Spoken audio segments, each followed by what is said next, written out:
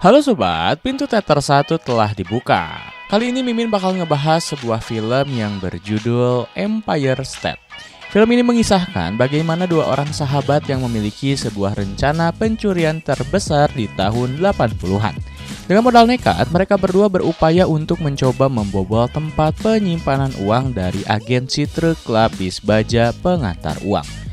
Kala itu pemeran utama dalam film ini tidak setuju akan perencanaan perampokan karena melihat di perusahaannya bekerja tidak bersikap adil kepada rekan kerjanya, membuat pria ini akhirnya mau untuk melakukan pencurian. Lantas, bagaimana keseruan film ini? Tanpa menunggu banyak lama, mari kita mulai intronya.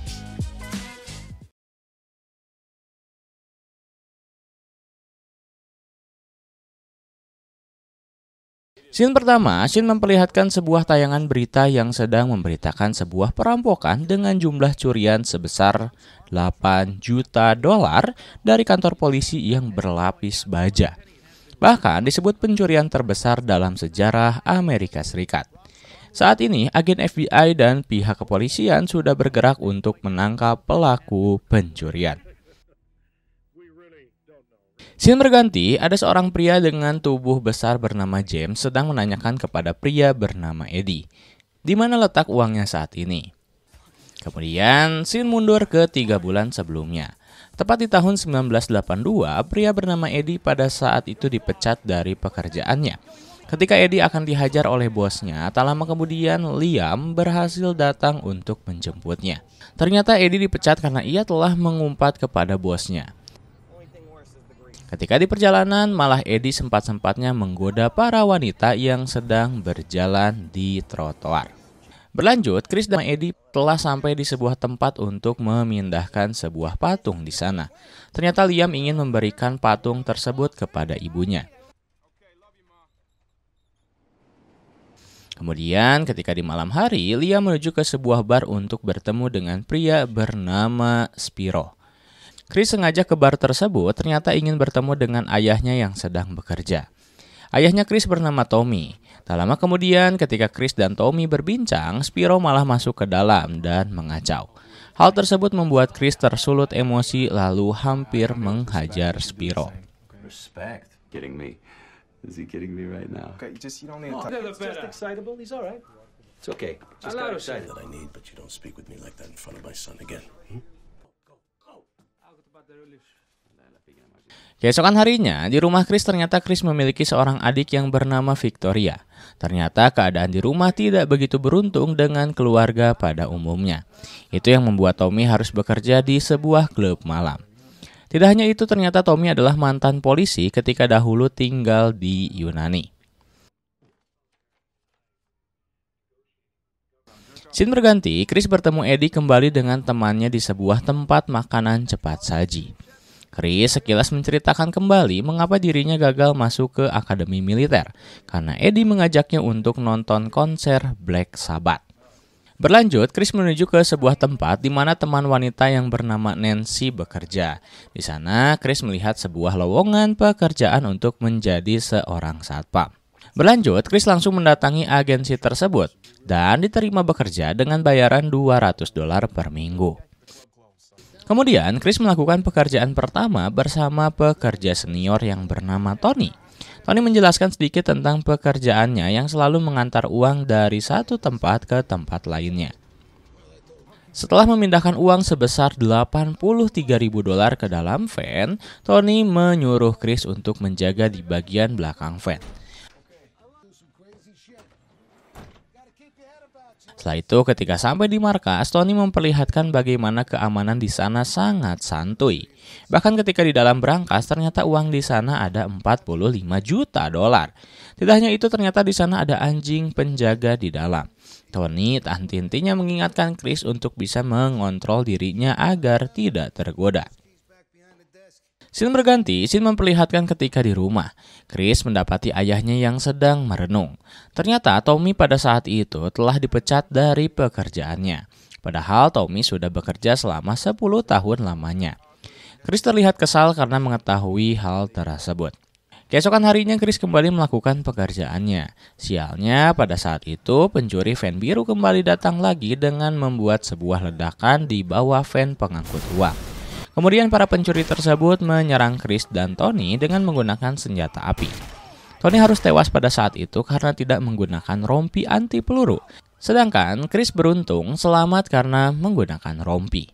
Kemudian para polisi datang untuk melakukan olah TKP, termasuk James yang datang langsung untuk menyelidiki kasus tersebut. Ketika melakukan interogasi singkat dengan Chris, James langsung memutuskan bahwa Chris aman dari dugaan apapun. Scene berganti ketika di rumah, Chris makan bersama keluarganya, termasuk di sana Nancy ikut makan bersama.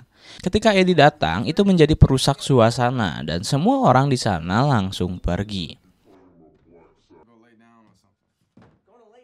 Berlanjut, Chris kembali melakukan pekerjaannya. Ternyata Chris masih dalam keadaan duka karena kehilangan teman kerjanya.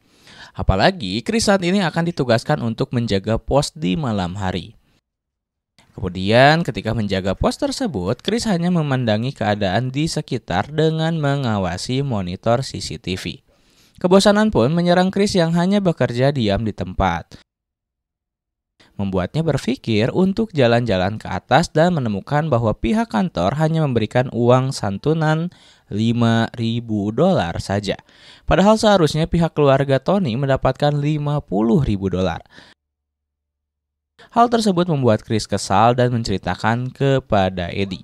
Eddie langsung menanggapinya bahwa Chris harus mencuri uang di kantornya karena telah berbuat curang kepada pegawainya. Pada saat itu, Chris hanya diam tanpa menanggapi apa yang sedang dibicarakan oleh Eddie. Ketika di malam hari, Chris mencoba membuka pintu berangkas dan baru saja terbuka sedikit, tiba-tiba telepon di sana berdering. Ternyata itu atasan Chris yang mendapatkan sinyal bahwa pintu berangkas terbuka. Di sini, Chris langsung mengatakan bahwa ada sinyal yang berkedip dan sekarang sudah aman. Di sini Chris mendapatkan sebuah fakta bahwa CCTV di dalam markas sebetulnya tidak terekam pintu berangkas yang terbuka. Begitupun Chris bergegas mengambil salah satu tas yang berada di berangkas. Keesokan harinya, Chris menceritakan kepada Eddie bahwa dirinya telah berhasil membawa uang sebesar $25.000. Chris mengatakan bahwa uang tersebut untuk diberikan kepada keluarga Tony yang telah dicurangi oleh pihak kantor. Eddie mencoba menggoda Chris agar menggunakan sebagian uangnya untuk berpesta. Dan Chris pun sepakat untuk mencoceng uangnya sedikit. Berlanjut, Chris pun akhirnya telah sampai ke rumah istrinya Tony dengan mengatakan bahwa Chris adalah temannya Tony. Kemudian Chris memberikan segepok uang kepada istrinya Tony bahwa itu adalah uang titipan. Di malam harinya, Chris dan Eddie pun langsung berpesta di sebuah klub malam.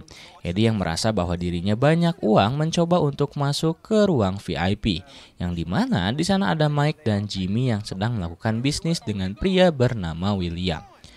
Hal yang dilakukan Eddie cukup mengganggu Mike dan Jimmy.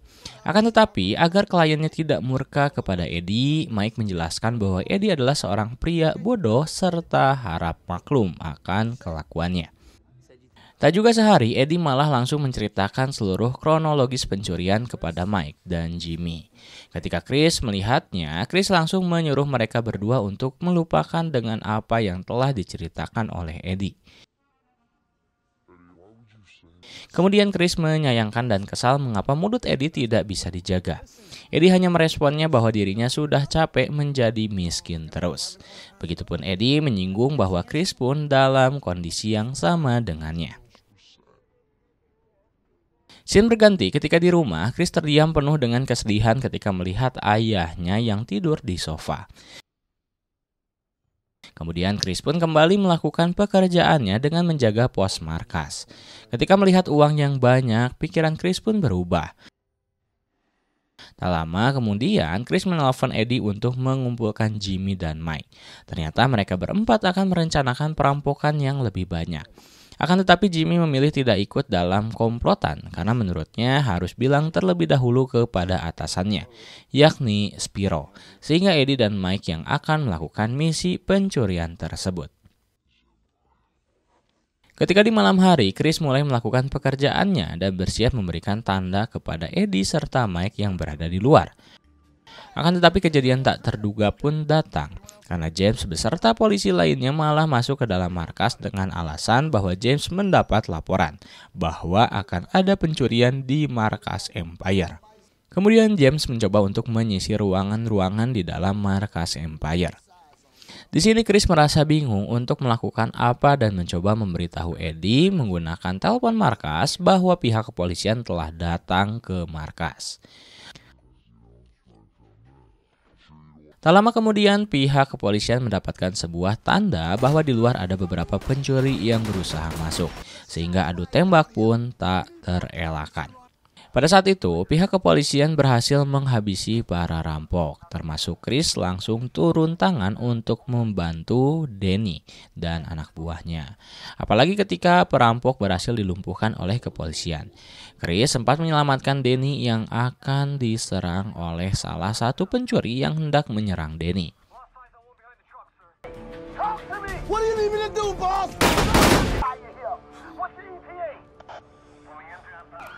Move!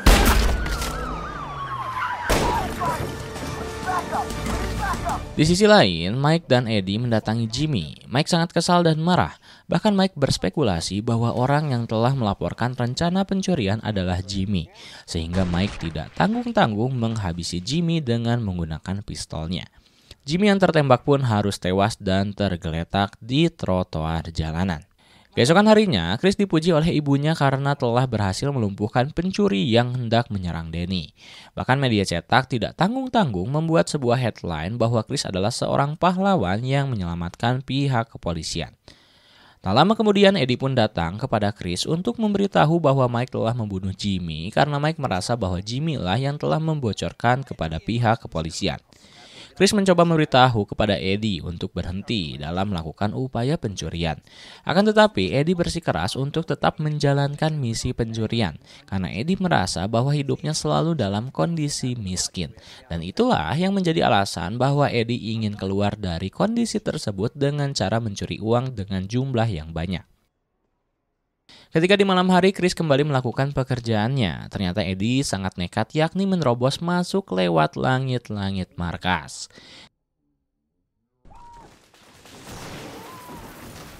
Kemudian Eddie mengatakan bahwa dirinya tidak akan kembali tanpa mengambil uang. Eddie pun terus berkata bahwa dirinya tidak ingin masuk ke dalam penjara dan tidak ingin hidup dalam keadaan miskin. Setelah itu terdengar dering telepon markas dan langsung disambut oleh Chris. Chris lebih memilih melaporkan bahwa di markas dalam keadaan baik-baik saja. Chris dalam keadaan dilema antara membantu Eddie atau mengerjakan pekerjaannya. Eddie terus meminta Chris untuk membukakan pintu berangkas. Kemudian Eddie tidak segan menembak anjing penjaga dan malah memilih untuk melumpuhkan Chris. Sehingga Eddie berhasil membawa uang yang sangat banyak di dalam berangkas. Keesokan harinya, pihak kepolisian yakni Danny beserta agen FBI terus menanyakan kronologi yang terjadi ketika perampokan kepada Chris yang baru siuman.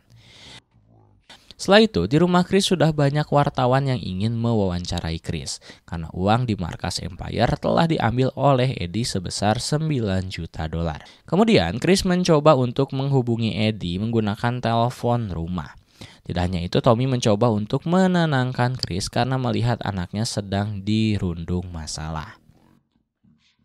Scene berganti, pihak pemerintah mulai membentuk tim khusus untuk mengungkap pencurian terbesar di Amerika karena jumlah uang yang hilang belum diketahui jumlah pastinya. FBI mulai bergerak dengan menyisir mafia besar di kota. Karena FBI masih mengira bahwa pencurian ini dilakukan oleh kelompok besar.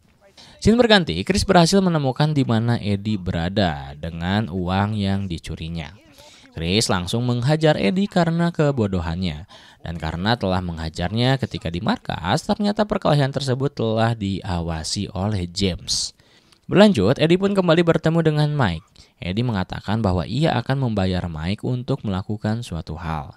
Akan tetapi Eddie meminta untuk tidak melibatkan Chris, sehingga misi mereka berdua adalah untuk mendapatkan uangnya kembali. Setelah itu Mike bertemu dengan Spiro. Kala itu Spiro menanyakan kepada Mike di mana Jimmy berada.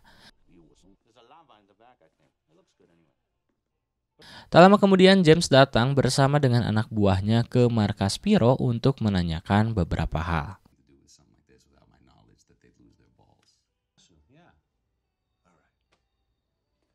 Scene berganti, James terus melihat tayangan CCTV orang yang telah merusak kamera di markas Empire. Kemudian James memanggil Chris untuk menanyakan beberapa hal mengenai hal tersebut. Di sini, Chris masih bisa bersilat lidah dan bersiasat bahwa dirinya tidak tahu-menahu. Di sisi lain, Eddie dan Mike mencoba melebarkan bisnisnya dengan menggunakan uang curian Eddie yang telah dibagi dua dengan Chris. Eddie dan Mike membeli sebuah narkoboy di pihak William. Di sisi lain, Chris ternyata dipanggil oleh Spyro untuk mengkonfirmasi apakah Chris dan yang lainnya memang mencuri uang dari Empire. Tak lama kemudian, ternyata Jimmy memperlihatkan batang hidungnya dengan artian Jimmy ternyata masih hidup. Sehingga Chris tidak bisa berbohong lagi. Sedangkan James berhasil mendapatkan bukti selanjutnya, yakni sebuah maps markas Empire yang digambarkan di sebuah kertas dan ditemukan di loker milik Nancy. Kembali lagi ke pertemuan antara William dengan Mike serta Eddie. Terjadi baku tembak yang membuat William berhasil melumpuhkan Mike.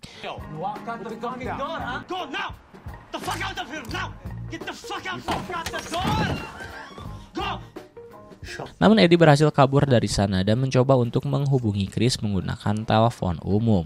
Sayangnya James berhasil menemukan Eddie dan membawa ke kantor polisi. James menanyakan keberadaan Chris serta sisa uang hasil pencurian. Scene berganti, Chris yang mencoba pulang ke rumah, ternyata di sana sudah ada polisi yang mengepung rumahnya. Chris memanfaatkan momen tersebut dengan hanya memberitahu Nancy bahwa Chris menyimpan uang di balik patung. Berlanjut, Eddie berhasil menemukan Chris untuk meminta bantuan kepadanya. Bahkan, Eddie sedikit mengancam Chris. Akan tetapi Tommy keluar dari rumah dan langsung menembak tangan Eddie yang sedang memegang senjata.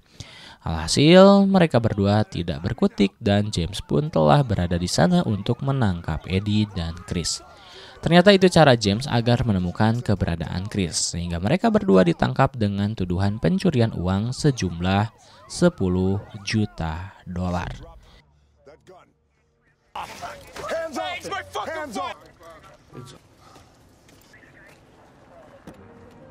Dan scene terakhir memperlihatkan tayangan berita yang mengabarkan penangkapan Eddie dan Chris. Menariknya, saat itu pihak polisi dan FBI tidak dapat menemukan uangnya secara utuh. Spekulasinya, uang yang disembunyikan di balik patung masih belum ditemukan oleh pihak keamanan dan menjadi milik keluarga Chris. Tamat.